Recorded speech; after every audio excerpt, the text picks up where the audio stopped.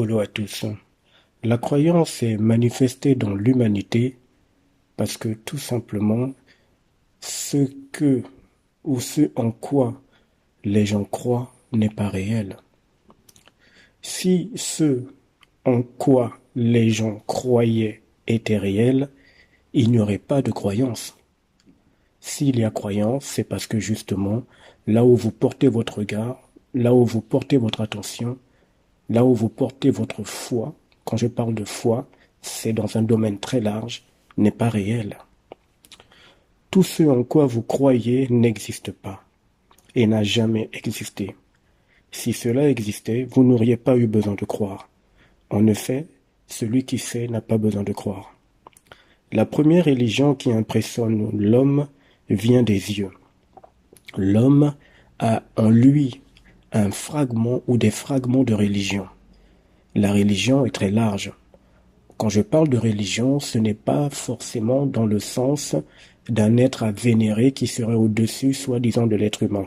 Appeler cet être Dieu, les anges, les ancêtres, ou je n'en sais rien. Ce que l'on parle, ou du moins quand je parle de religion, c'est dans un sens beaucoup plus profond que cela. C'est tout ce qui concerne l'être humain et dans tous les domaines. Donc la première religion qui impressionne l'homme vient des yeux. Les yeux veulent voir. Les yeux veulent croire, parce que le fabricant de cette planète Terre a voulu que ce soit ainsi. Je rappelle que c'est lui qui a fabriqué le corps carbone dans lequel réside votre âme. Mais il n'a jamais créé votre âme. Il ne s'est pas créé. Il est juste fabricant. Or, l'âme n'a jamais été créée. Revenons sur le sujet. Une fois que les yeux ont vu l'information, est donc envoyée à l'âme. Et l'âme va l'enregistrer dans ses données, car l'âme est un disque dur. Et lorsque vos yeux ne regardent plus un endroit, un objet, une personne ou un lieu, parce que vous vous êtes déplacé de là physiquement, vous vous êtes convaincu que vous ne voyez plus, puisque vous n'êtes plus dans l'endroit ou en face de ce que vous observiez, et donc, selon vous, ce que vous avez vu, eh bien, c'est terminé. Cette vision n'existe plus parce que vous vous êtes déplacé de l'endroit en question. Sauf que l'âme, qui est une mémoire, donc de facto un disque dur, cette âme en question continue de faire tourner la scène dans laquelle vous étiez, ce que vos yeux avaient observé, ce que vos yeux étaient en train de regarder. Tout ceci tourne en boucle dans votre âme, mais physiquement vous ne le ressentez pas, car tout est occulte. Donc l'âme fait tourner cette image en boucle. Et tant que vous ne stoppez pas cette image qui tourne en boucle dans l'âme, ça va continuer. Mais encore, il faut savoir que cette image tourne en boucle en vous. Or, encore une fois, cela n'est pas perceptible physiquement. Il faut être dans un certain environnement cosmique pour voir ce réel. De temps en temps, et de façon surprenante pour vous, vous allez voir qu'un jour, durant une discussion avec un proche ou avec des gens, cette image que vous aurez vue va revenir. Elle va se fondre dans votre conversation. C'est à ce moment-là que l'on parle de souvenir ou de mémoire. Sauf que cette scène n'existe plus, puisque dans l'instant présent, vous ne la vivez pas physiquement. Donc votre âme, sous l'impulsion des entités, va vous remettre cette scène qui n'existe plus, et vous allez y croire. Lors de vos discussions avec votre proche, quand votre discussion sera terminée, cette scène, malgré tout, va continuer de tourner en boucle. Elle ne s'arrête jamais. Mais encore une fois, vous ne ressentez rien physiquement. Et même si vous aviez eu la possibilité d'aller dans les plans, vous seriez resté dans l'astral et vous n'aurez pas forcément perçu ce film qui tourne en boucle dans votre âme, qui est l'image que vous aviez vue il y a quelque temps en arrière.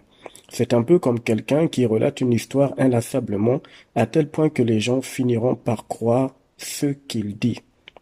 Par conséquent, quand l'âme fait tourner en boucle l'image que vous aviez vue pendant un certain temps, cette image, à force de tourner dans l'âme, l'âme finit par croire qu'elle est réelle. Et lorsque vous allez maintenant discuter avec un de vos proches de ce sujet en question sur l'objet ou l'endroit où vous étiez que vous avez vu, l'âme va vous envoyer l'information manipulée par les entités selon laquelle cela est réel. Et vous allez donc croire. Et c'est là que la croyance devient un danger. Les yeux ainsi que l'âme agissent de cette manière. Les yeux voient, l'âme enregistre et fait tourner cette image en boucle en elle-même et en permanence. Tant que vous n'aurez pas trouvé le moyen de mettre un terme à ce programme, l'âme va continuer d'agir ainsi. Et encore, là je n'ai pris l'exemple que d'une seule scène que vos yeux ont vue. Mais regardez cela autrement, car c'est le même principe. Peu importe les nombreuses scènes que vos yeux ont vues durant votre existence terrestre actuelle, chaque scène en question est enregistrée dans l'âme et tourne en boucle. C'est le même procédé qui se met en place. Et ce procédé dure ainsi durant toute l'existence de l'être humain. Comprenez ainsi que tout dans cette planète doit être vu d'une manière ou d'une autre. C'est le rôle que jouent les cinq sens. Tout est fait pour que l'homme voie d'une manière ou d'une autre. Or, il a été fortement constaté la grande manipulation dans laquelle l'humain est tombé quand il a cru, parce qu'il y a trop de croyances ici, que c'est à travers les yeux seulement que l'on voit, alors que ce n'est pas le cas.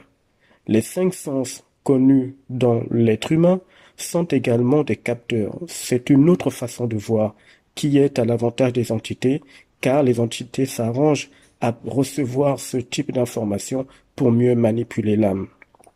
Par conséquent, la vue, l'ouïe, le goût, le toucher, l'odorat, ce sont tous des capteurs qui sont occultement contre les intérêts de l'être humain, car contrôlés par les entités pour malmener l'âme, la dominer, la rendre malléable, la contrôler et surtout pousser l'âme à croire, donc vous pousser à croire également.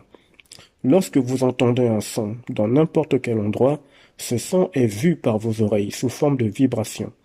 Le son va clairement vous indiquer que ce que vous avez entendu est par exemple un arbre qui tombe, une chute d'eau ou des gens qui parlent, etc., etc. Cette information sera transmise à votre âme qui, une fois de plus, va faire tourner ce son en boucle dans elle-même, car c'est un disque dur. L'âme est une mémoire, donc c'est un disque dur, mais un disque dur invisible. Et un jour, quand vous serez dans un environnement précis, un mécanisme invisible va se mettre en place et vous direz, bah tiens, je reconnais ce son, je l'ai déjà entendu, ça me rappelle ceci ou cela, sauf que ce son, vous ne l'écoutez plus dans l'instant présent. Mais comme l'âme l'a enregistré, ça tourne en boucle, vous allez donc être certain que ce son est réel, mais ce n'est pas le cas. C'est une impression que votre âme vous transmet. Il en est de même pour tous les autres cinq sens ou encore pour les cinq sens du corps humain. Tous les cinq sens de l'être humain sont des moyens utilisés par les entités afin de vous convaincre que ce que vous expérimenterez à travers les cinq sens en question sont réels. Ça pousse votre être à croire ce que les cinq sens que vous avez captent et voient à leurs échelles et de différentes manières. Mais ce n'est pas le cas. Car s'il faut absolument voir pour croire, et s'il faut absolument la croyance pour voir, l'individu est déjà manipulé dans les deux sens du terme. L'initié l'a donc saisi très rapidement et il a vite accepté le fait que les cinq sens qui sont dans son corps ne sont pas du tout seulement des sens qui permettent de voir, de toucher, d'écouter et ainsi de suite. Ce sont des capteurs qui permettent de voir en général, mais sous cinq formes différentes. Et donc l'initié ne se fie pas à ces cinq sens.